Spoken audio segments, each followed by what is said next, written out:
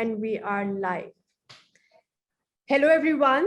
I welcome all of you to the episode 16 of Chats with Purpose to talk about a very important topic that we believe will reshape and reinvent the way how we do our work, think about our work, and plan our living. A common perception is that this is a Western or a European phenomena, and we really don't need to worry about it in Pakistan, or that it will not touch our lives or the way we are living our lives. So the topic for today is organizational capacity building, planning ahead for Industry 4.0 and beyond. And to have an interactive conversation on that, we have a very special guest on board, Mr. Tahir Jawaid, CEO of HUB Power Services Limited. Just to give a brief introduction of Mr. Tahir Jawaid, he's an engineer by profession. Mr. Tahir Jawaid has over 31 years of vast experience and expertise in fertilizer, petrochemical, and power sectors. Currently, Tahir is working as a Chief Executive Officer at HPSL, which is a subsidiary of the HUB Power Company Limited. HPSL has been incorporated to manage operations and maintenance of its existing power assets and explore other O&M business opportunities onshore and offshore. Previously, he was associated with HUBCO as Senior Vice President, Corporate Services and New Venture to develop projects based on imported and local coal. Before joining HUBCO, he was a Senior Vice President of Human Resources and Public Affairs at Engro Corporation Limited. He has also worked in the United States in various capacities for system and design engineering companies. During his professional career, he held key roles in management of HR, planning, materials warehouse management, and maintenance management systems. Mr. Jawaid obtained MS in Industrial Engineering from the University of Houston, USA, and BS in Mechanical Engineering from the University of Engineering and Technology, Pakistan. So it's lovely to have you, Mr. Tahir, to talk about Industry 4.0. Just a quick question. What makes you so personally invested in the topic of Industry 4.0, and why is it so close to your heart? Okay, thank you very much, Ayesha, for having me here. And I'm thankful to people who are joining in. I can see some people who I know, and I'm really appreciative of them to be able to come and listen to it. Before I answer this question, I want to just make a comment on the webinar you're running, Chats with Purpose. I went through a few of them. I can't vouch that I've gone from seen each one of them. I think so. It's a marvelous job you're doing, trying to get various points of views across and touching upon some very critical topics, and that is about building capacity in various people across our landscape. I'll give you a little bit background. I've never gotten such a big introduction in my life, so I'm not only flattered, but it made me reflect. So I'll give you a little brief. My passion for technology has been there for ages. So if I were to have an underground life, it's about technology. So in US, I was connected to technology companies. I saw the startup of multiple companies, and for some personal reason, I came back. If I had not come back to Pakistan, maybe I would have been part of some internet startups or whatever. That's what my life would have been there. So that side of understanding technology has been with me forever. And recently, in last few years, especially when the COVID started happening, I started to ask a question to myself: how would the work look like in 2040? What kind of careers would there be? What kind of skills would be required? Would we be doing the same kind of things and whatever not? So based on that, I started getting more and deeper into how the future of work would look like, and what are the various steps which are going to lead us to it. So in between is Industry 4.0, which is a culmination of all technologies getting together. And I think so we'll go deeper into it as we go along. And that's where my interest comes from, and that's what my understanding comes from. And let's go deeper into it, and then we'll find more and more about it. Sure. Thank you so much. And today's topic is planned to be actually pretty immersive and interactive. And Charts with Purpose exists for this very purpose only, to question the future of everything. So my first question to you would be that, can you briefly share a history of the previous industrial revolutions? And in your opinion, is Industry 4.0 any different than the previous industrial revolutions? Okay. Before I go into industrial revolutions, the way they are classified, I'll give you one definition of what is a quality and a quantum of work. Quantum or quality work is a multiplying effect of tools into skills. So whenever you look at work, there are certain tools which are available, and you acquire certain skills to use those tools. So if you go back to Stone Age, so people had stone as the tools, and people started to develop skills how to convert the stones into some kind of a tool or a weapon or whatever. And if you go progressively through various time frames, so the mankind understood going from Stone Age to Copper Age to Bronze Age to Iron Age, and they kept on progressing and going to making things better and better for themselves. Somewhere in let's say 1800s, late 1800s, which is the machine age starts.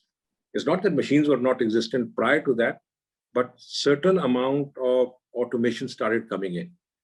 The first industrial revolution was about steam power and the coming of steam engines. That was the first industrial revolution. So what it did was, whatever work was required by human muscle was now getting converted into work by machines driven by steam. So the mobility, the textile, and the printing, all those technology, all those industries started moving and using steam, and the output started increasing. So as we move along, I mean, somewhere in 19th century, the electricity drove the second revolution, the second industrial revolution. What it did differently from the first revolution was, now you could synchronize production, and the concept of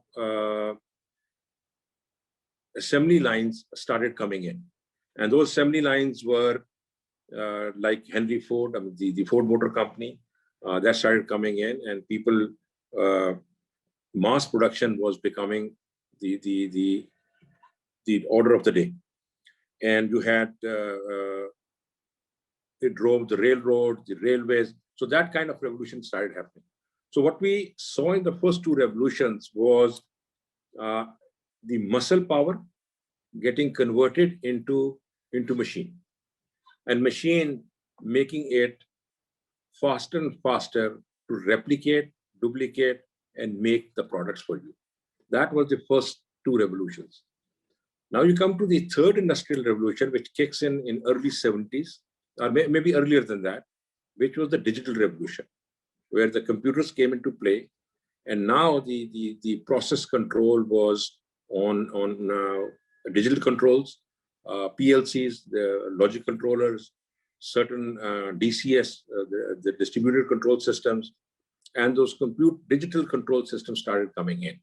So now what was happening was, you're moving away, you had harnessed the muscle power. Now you were harnessing what the mental power was. So now your repeatability and your ability to maintain quality and do it intelligently was becoming more and more obvious. Then came the fourth industrial revolution, which is something which normally is what we are living in and what you're talking about. Actually, that is the merger of multiple technologies which came in together. Those multiple technologies were digital technologies, were technologies related to augmented realities, and all those technologies came in together, where we had machines were intelligent, where the algorithms could be made to run the machines, and machines were taken to an intelligence level where they could make decisions, and on and on. So that's where we are right now, where we have set of algorithms which make it possible for the machines to follow a certain pattern. Repeatability is high, and the intelligence in machines is becoming bigger and bigger. Yeah. Thank you so much. So if I were to summarize your responses, so basically Industry 4.0 is all about having that interaction between different physical and technological systems which are in place, and making use of existing data to come up with artificial intelligence. So what you see is a transition from machines taking care of your muscle power, moving from muscle power to more machines taking over the human intellect and the thinking part. And that's where the artificial intelligence comes in. That's where the intelligent controllers came in. And in the fourth industrial revolution is built on a certain infrastructure, which is basically internet, which is large data, big data. I mean, not large data, big data, very high computing power, Internet of Things, which is IoT, and augmented reality. So these are all various components which, when add up, makes you go into the industrial revolution 4.0. So these are various components which are coming in together, and they're all combining and fusing to make the job easier for us.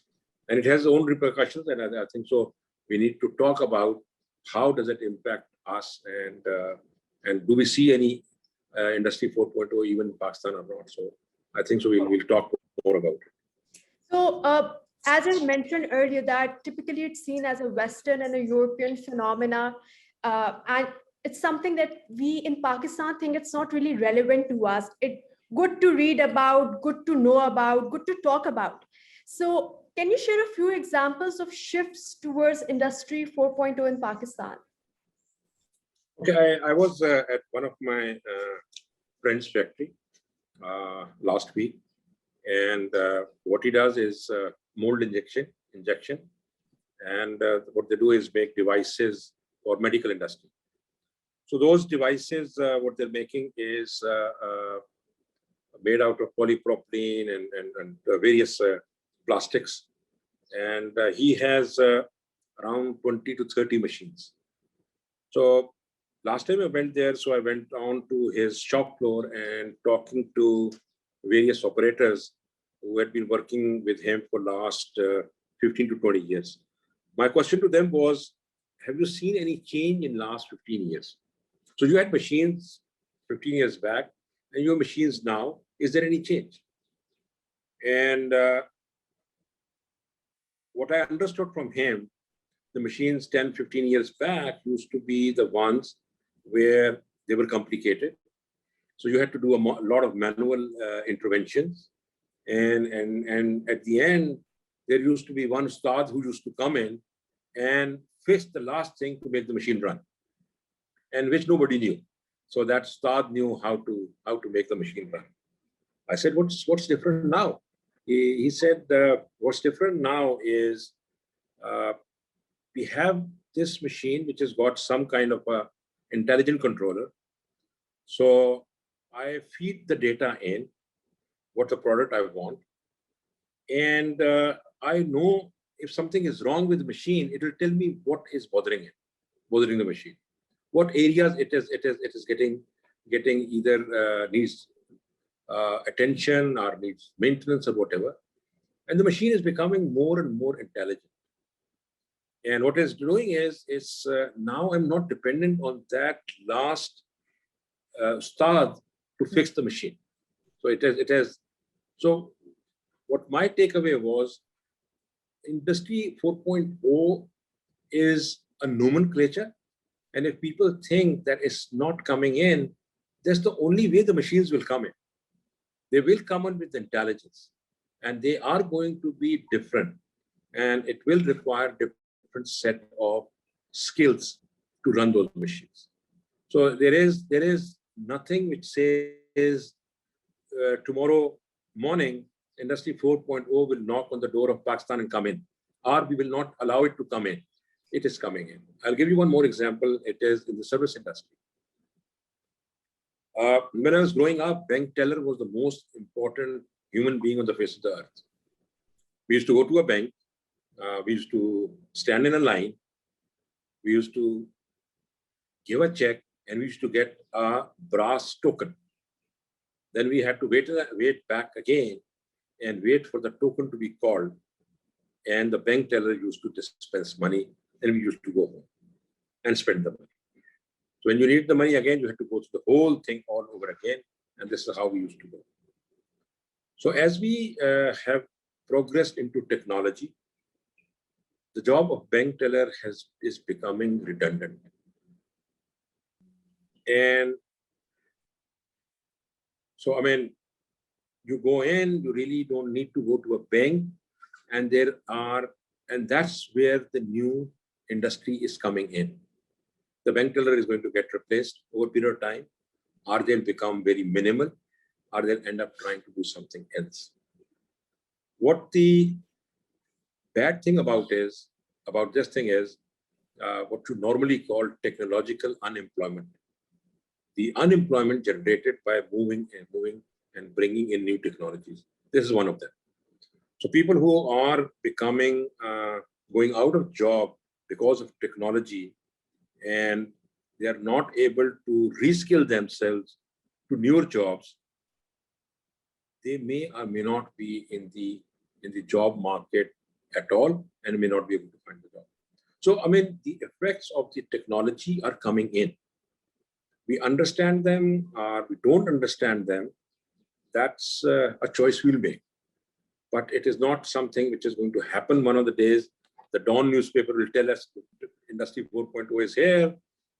We didn't want it here, but it's still here. And you'll see the progression. And that will be the only way you know how to do the work. So that's how I see it. Indeed. And the beauty and also a peril of technology is that it penetrates our lives without us even realizing that this is happening. So for example, telecommunications, just in early 2000s, who thought that, communicating with anyone across the globe would be so easy as it is now.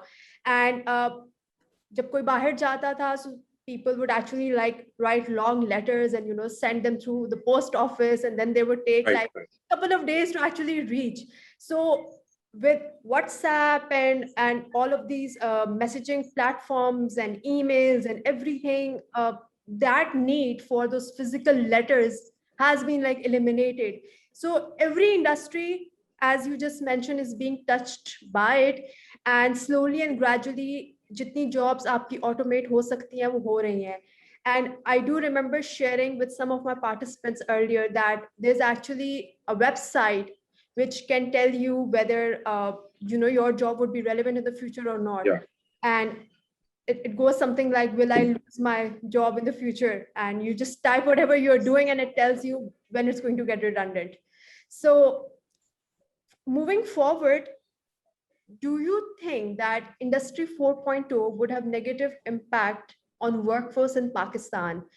And do you feel that some jobs will be lost forever, as happened in previous industrial revolutions?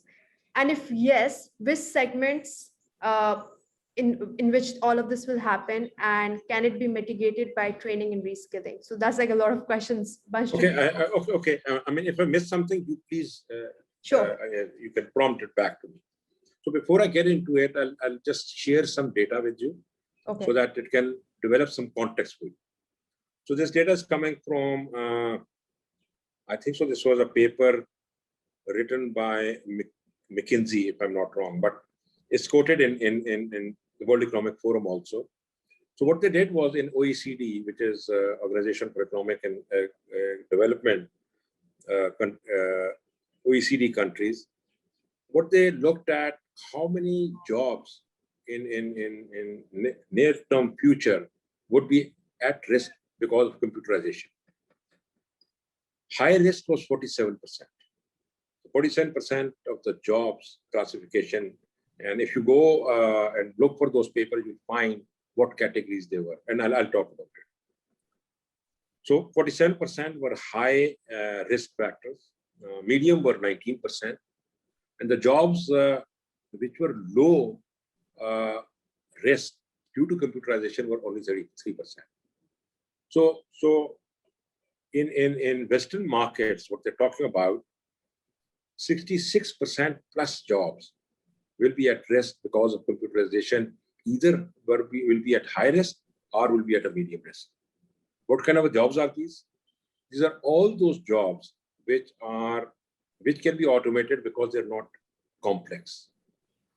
The kind of jobs which are repeatable, the kind of jobs which are prone to errors by human beings. So the kind of jobs which are going to get replaced are, let's say, the jobs in the office, let's say a finance, an accounting job, secretarial jobs, the jobs which are low skill, and a computer could replace it. So those are the kind of jobs which are at risk. Some will go out because of outsourcing, and some will go out because of the skill which is required is so low. The kind of jobs which will survive will be the jobs which will be high skill jobs.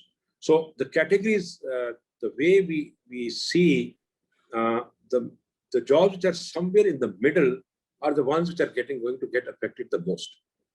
So there will be jobs at the top, which are the most skill related, and there will be jobs at the bottom. So the people who are going to get affected are the ones which are in the middle, which are educated, which had skills like the one I talked about, the Ustad, who had the last screw to tighten. His job is gone. You don't need that job anymore. So those are the kinds of jobs we will keep on replacing. The kind of job which will get replaced would be the cars which are coming in now are getting more and more complicated. So you go to with the new cars coming in, you go to the car dealer at the workshop, they plug it into a computer, it runs its diagnostic, and you get an answer. And the chota and the technician, which is on the job on the roadside, is at risk. And then you go and take a look at electric cars. I mean, the new cars like Audi, I see them on the road now, and they'll become more and more. So if you try to imagine what is in a car, which is an electric vehicle, there is batteries and there is one motor. Versus the cars, if you open up the bonnet of your car, there are thousands of parts to maintain. Now you've transitioned from a complex mechanical machine to a very simple electrical machine. So any jobs which are related to these things will go away. So I'm just trying to give you, I don't have a list of these jobs which will go away, but data entry, clerk jobs, somewhere in the middle, who are processing data, who are processing information, those are the kinds of jobs which are going to get affected. So the very, very low jobs will exist. Then there are very, very high level jobs, which are the people who are in the computer, who are into technologies, professionals, and on they will exist. I'll give you one example. My son is a doctor, and he is a critical care specialist. And what is happening is in US, they're trying to see if they can get a specialist to be sitting at home and monitoring all the patients on a 12-hour basis and have a kind of a low-skill guy looking at the patients. And certainly certain amount of jobs are gone. So you will see changes in the market quite dramatically. Our economy is ready. Are people ready? That's a separate subject altogether. What about job and human resources? Because, for example, in recruitment as well, there is a certain degree of repetitive element involved, and AI algorithms can do a really good job in scanning resumes using certain keywords and then filtering out applications and taking candidates through the recruitment process. So, yeah. What's your take on human resources, jobs in the HR? Yeah, there is a what you call as there is robotic softwares. I mean, what you're talking about are known as RPS. There's a robotic process automation software. What they do is they can do the processing what you're talking about. They look at data. They will look at what they need. They have rules which they need to follow, and they will process it till they come to a glitch. And at that glitch, one human being is required. So all outsourcing jobs, which are call centers in Pakistan, India, transcribing centers, they're going because there are natural language processors which are taking over. They transcribe, they convert it, spoken words into written format. I mean, Siri and all these various Alexa are just examples of it, very, very cheap examples. So those transitions are happening, and those transitions are, in my mind, are going to affect the developing countries much harder than the developed countries. And the realization in the developing countries like Pakistan, I don't think so. Even the educational institutions have understood what are the future jobs, what kind of skills are required, and what kind of things we should be working on. That's a brilliant point that you have raised regarding educational institutions needing to also rethink their strategy and rethink how they organize and plan curriculum so that they prepare a labor force which is ready for the future. And with regards to that, I would just like to add that at present, as of right now, most educational institutions, universities in Pakistan are working with curriculums which were designed almost a decade ago. And the case studies which are being used were more relevant to probably 6 to 7 years than they are right now, because they are backward looking rather than futuristic in their approach. So do you think that this pandemic has played any role in expediting this journey to Industry 4.0? Because from what we have all seen, 2020 has taught us a lot in 1 year, what we could only probably learn in a decade. I'm not sure if you could say it really helped Industry 4.0 go further. It has got a different kind of impacts and different kind of understanding, and certain things which were part of Industry 4.0 helped in coming up with solutions for it. So I mean, I look at it from that point of view, rather than trying to. So if we were to go to a remote working 5 years from now, I think so it got pushed to this time frame. So if we were to test out things, how to behave and how to organize meeting remotely without meeting, so it helped those kind of things. I think so. I mean, the pandemic actually exposed various fault lines which exist in the society and which exist in today's issues, the way pandemic was handled by various governments, the kind of people who made a mess out of it, the people who were able to manage. So it actually exposed different set of issues than just speeding. Availability of the new tools helped in reducing it, even to the extent that you could come up with vaccine in the shortest time possible. I mean, but you can't imagine you could have brought a vaccine in the number of months in which it was brought, or less than a year. You use technologies of genetic engineering, which is Moderna and Pfizer, is based on messenger RNA technologies, which are basically genetic engineering. And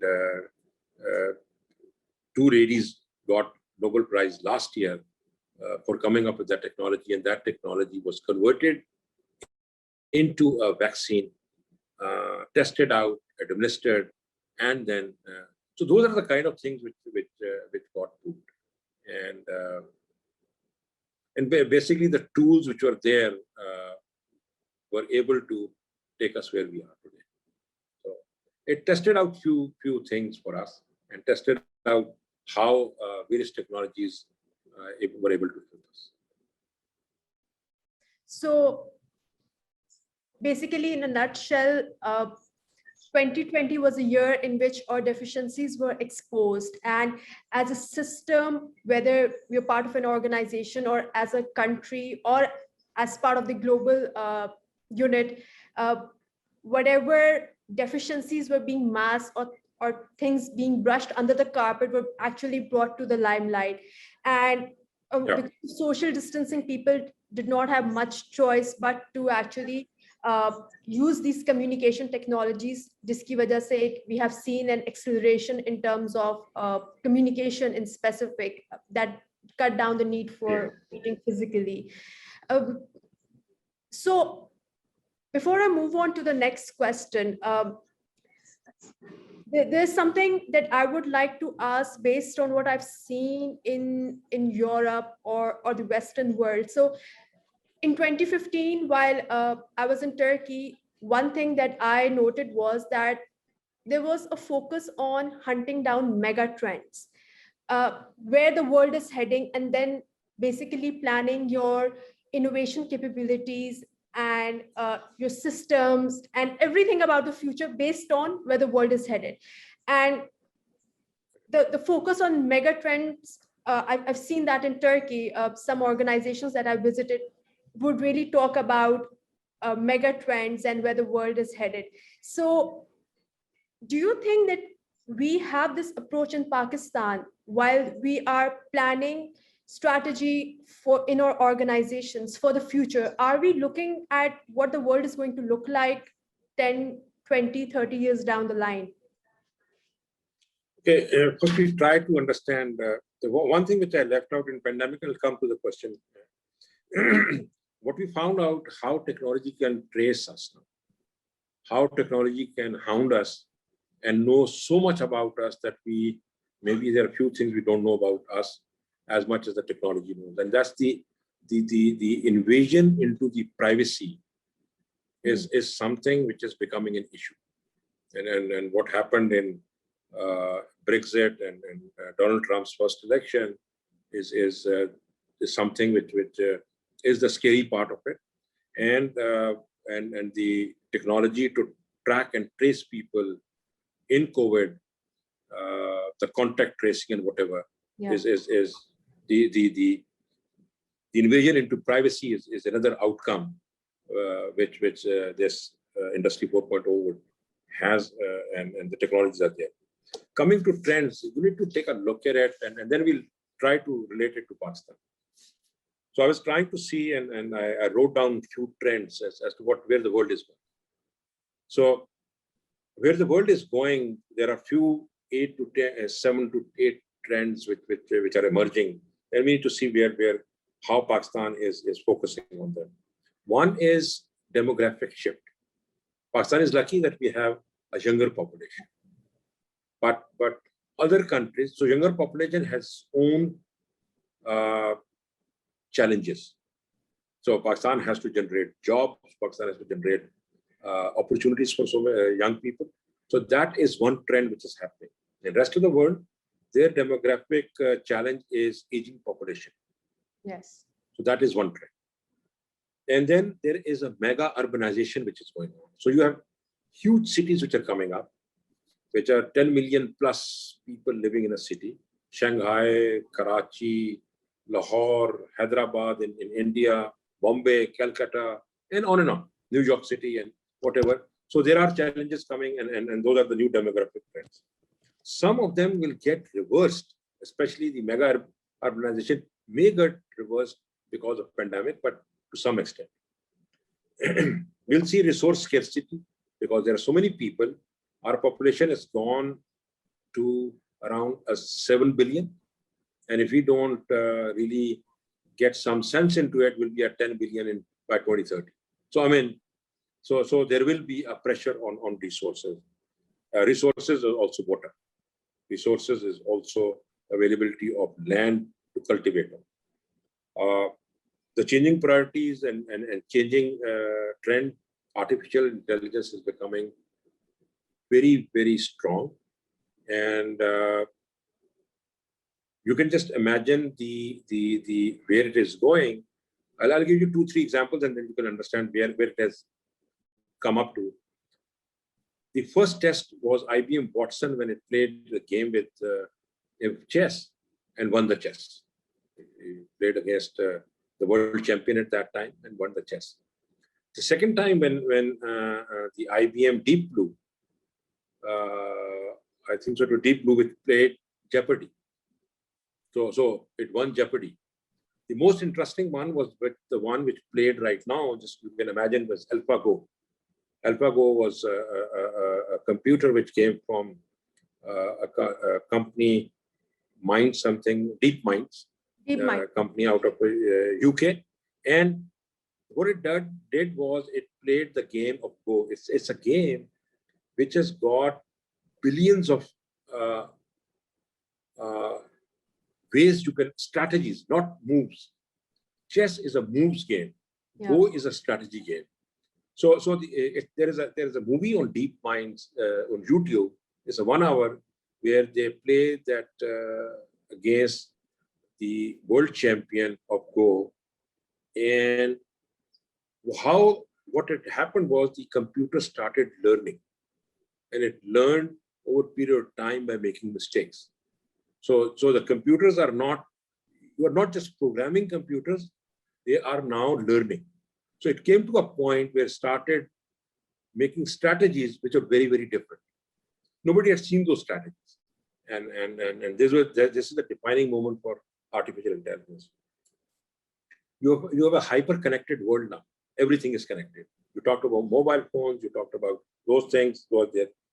The biggest, I think so, thing which is the climate change, which is coming in. So those are the trends. Climate change is about availability, the temperature rising, the emissions, newer technologies coming in, newer ways to generate electricity. Nowadays, one of my subjects which I'm interested in is reading about renewables, especially hydrogen. Does hydrogen have a chance? How do you make hydrogen? Does it have a future? Do you have hydrogen cars which will come in? And on and on. So, I mean, so climate change is going to be the next issue. Then cyber warfare. It's a asymmetric cyber warfare. So, I mean, people interfering in your systems, people interfering in your defense systems, and even without coming to your country, they can disrupt the whole country. So these are the various mega trends which we can see in front of us. Is there a deliberate work which is going on these? I have a lot of questions around it. And are companies working on it all over the world?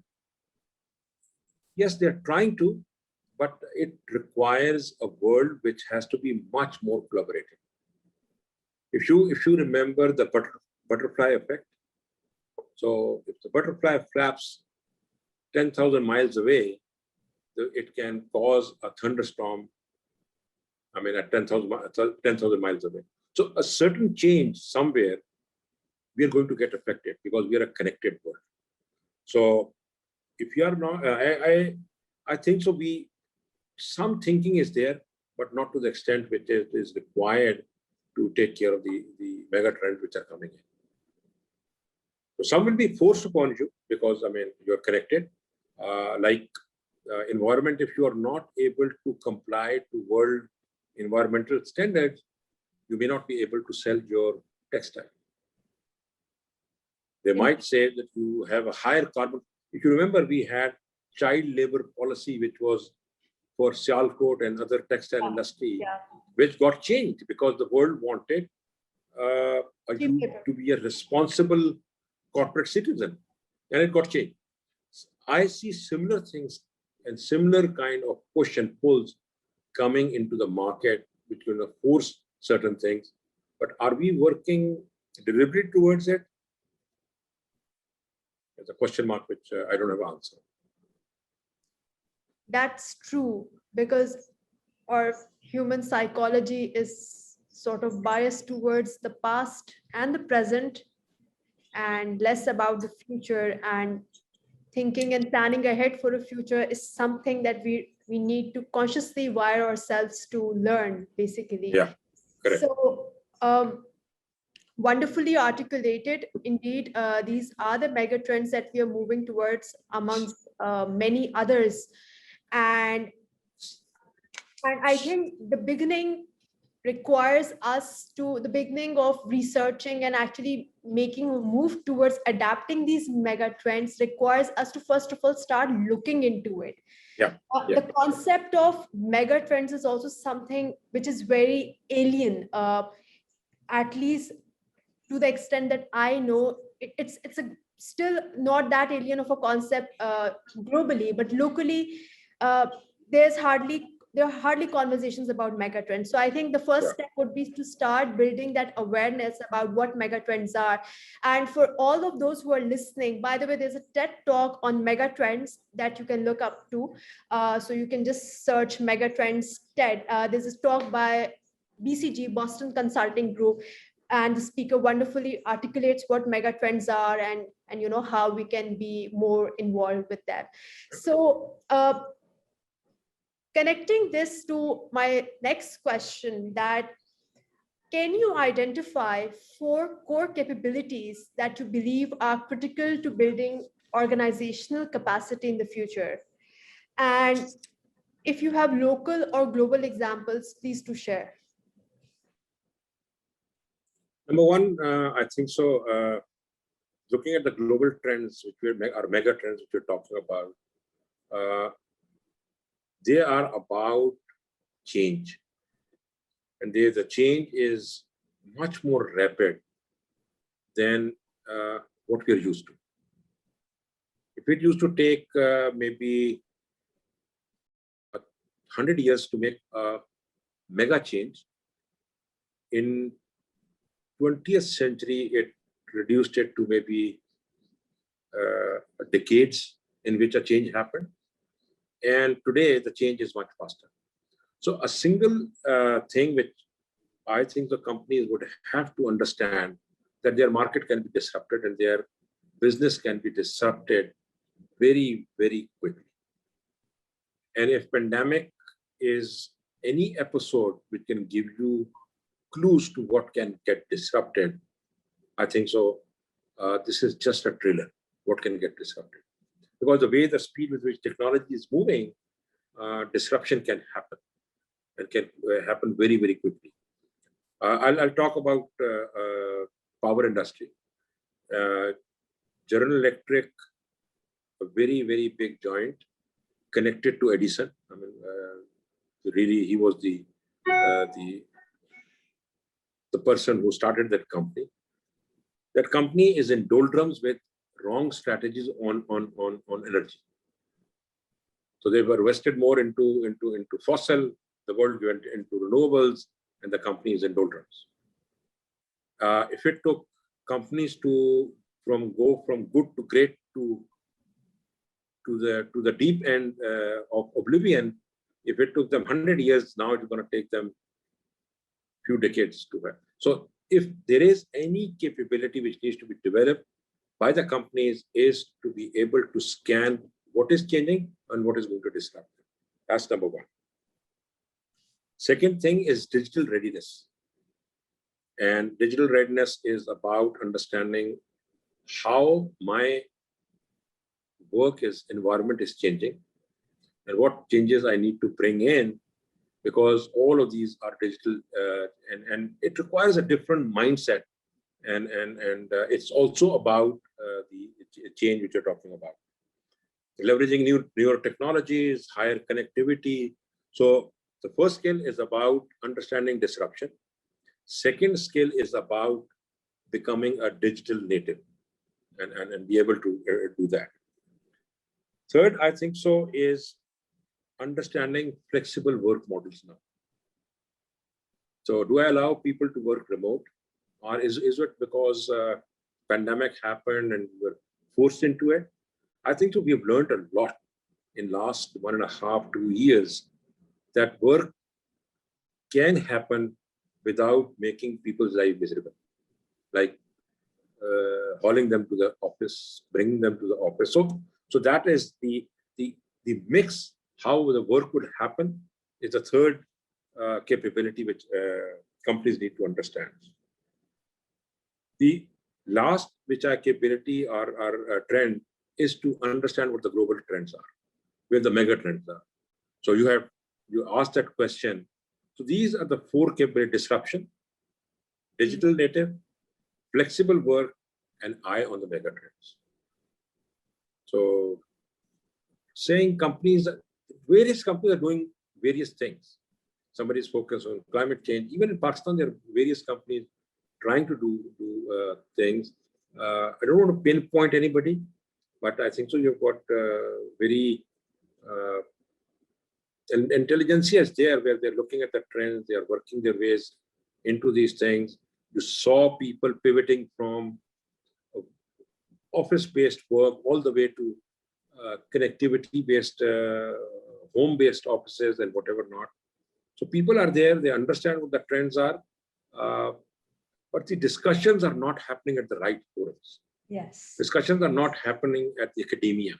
Discussions are not happening in the government, because the trends are very, very large, and it requires, it's not something which Karachi city can do. It is a connected trend and everybody has to do. Like climate change has nothing to do with Pakistan. Yeah. It has nothing to do with India. It is to do with the whole world. I could have a zero carbon footprint. It doesn't really matter. If some other country is the biggest polluter, they have to come down for me to survive. So it's becoming an interdependent and interconnected world. And that's what the companies need to understand and be able to leverage and work on it. That's quite insightful. And I think that the broader lesson or the broader takeaway is about having a future-oriented approach in whatever you're trying to do. Certain resources, this is for our viewers, that you can look into are Singularity University, for example.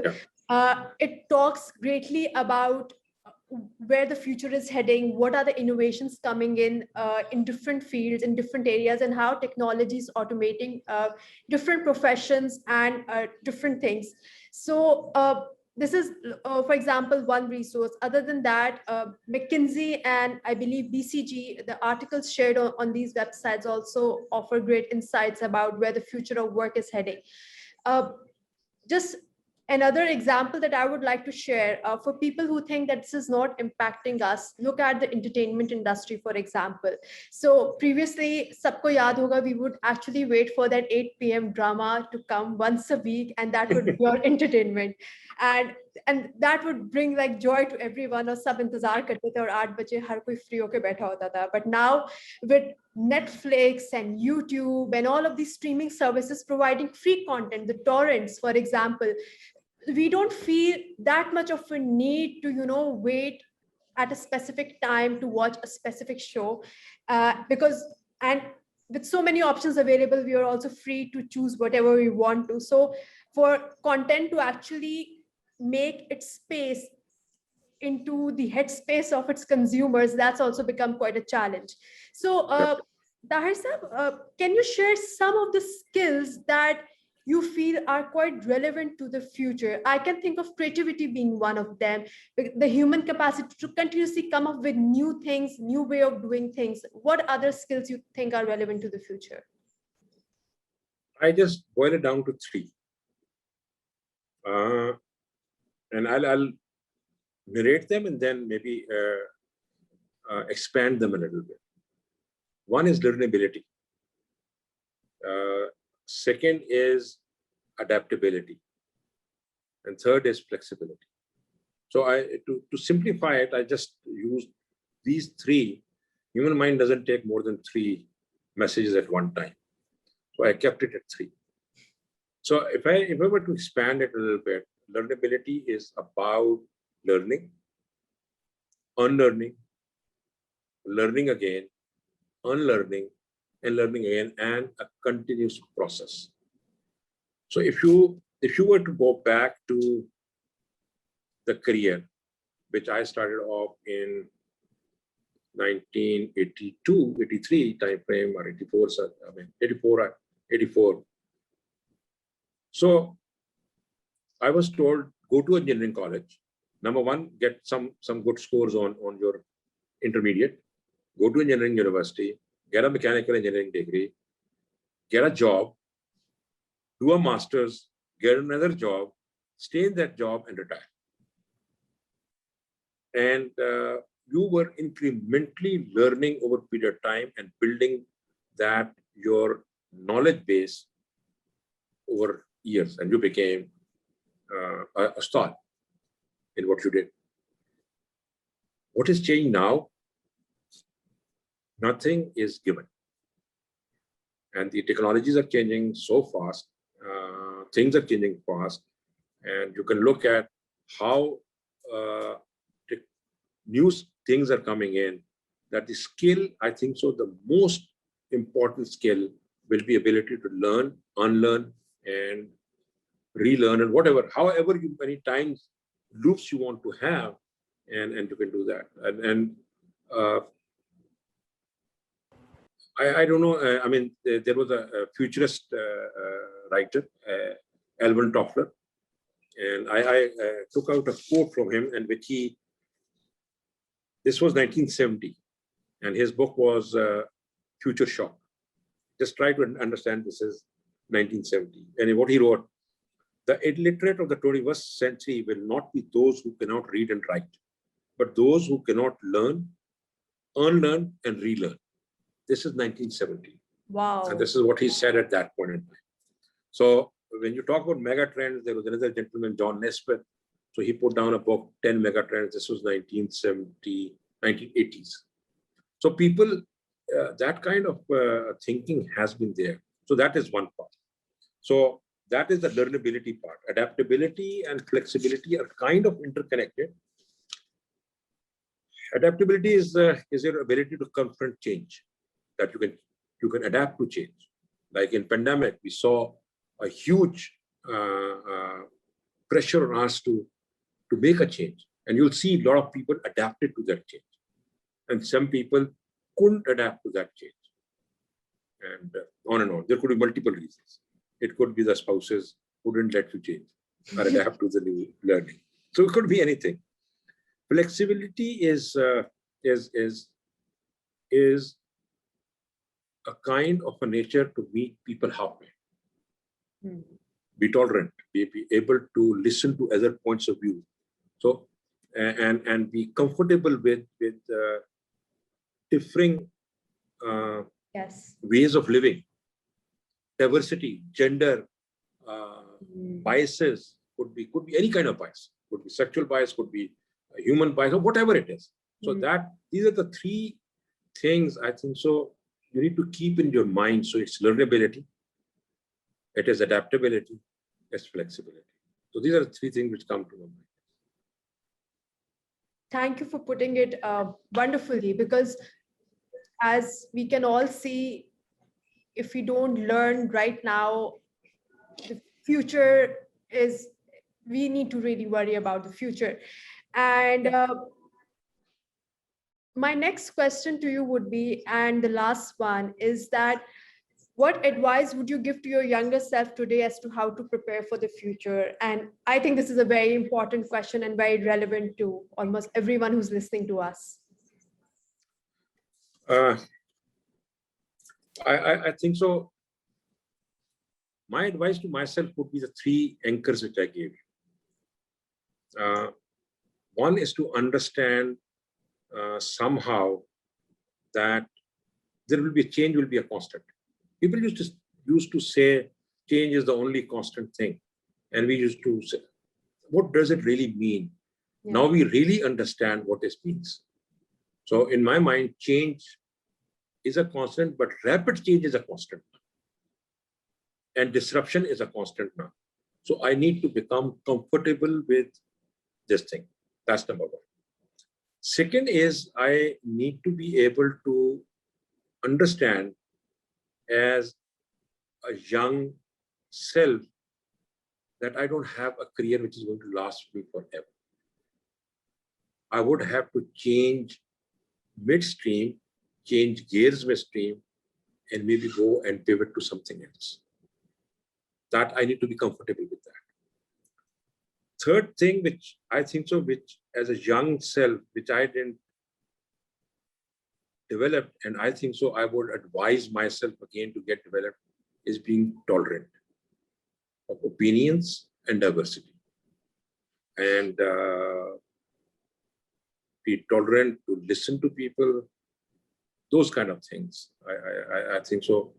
These are the kind of advices I would give. Hard for young men to take and a young woman to take.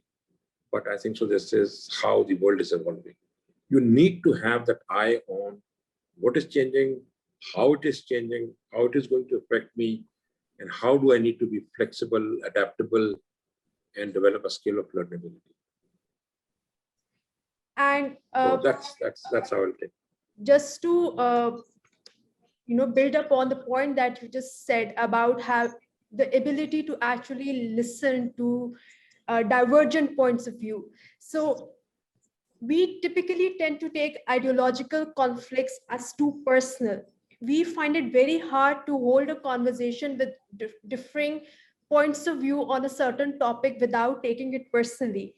And creativity is an offshoot of divergent points of view, because the more divergence there is in a certain conversation, more things are going to come out of it. And that's where you will eventually evolve to a new perspective of looking at things. And secondly, I also feel that there's a very important need for us to have curiosity.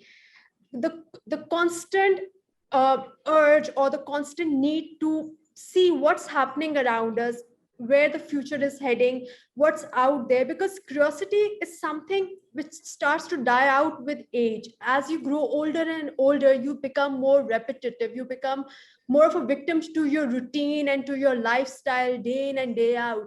And it's very easy to sort of get locked in a certain shell and lose awareness of everything that's happening. So maintaining that curiosity, I believe, can also really help us as we steer towards unpredictable times and unpredictable future. So thank you so much, Mr. Tahir Jawaid. I hope everyone had a great learning experience. If you have any questions, please feel free to share them in chat. And if not right now, you can also send us your questions at info@sethlearning.com, and we'll see how we can get them answered for you. So is there anything else? One last thought. Yes. One last thought I will leave with you. Okay. Yeah. If I were to pick up a person who really has impressed me a lot, Leonardo da Vinci comes to my mind always. And if people have not really looked at what he has done, then it is an amazing story of what you just talked about, because that's prompted me to get his name out. He learned a lot of things and pivoted those things into something else. So just I'll leave you with one thought. Mona Lisa is probably an absolute wonderful depiction of what he learned when he was doing surgery and learning about muscles, when he was learning about nervous systems. So the smile, with to look at it, is not because he painted a good smile, he knew which muscles to twitch, which muscles are used by the human face to make that smile. So that's why it is so real. Then he understood he had a lot of knowledge on light, perspective. So he used that into depicting what. So it's a very, very connected world. So if you want to understand how a multi-skill person looks like, I would highly recommend read about him. And Walter Isaacson has a good book on him. So if you can read up to him, he's one of the guys which really impresses me what a human being is about. So thank you. I just, sorry for interrupting, but I had to do this. No, that's what makes a conversation more intriguing, when we have these sudden epiphanies of what you would like to share.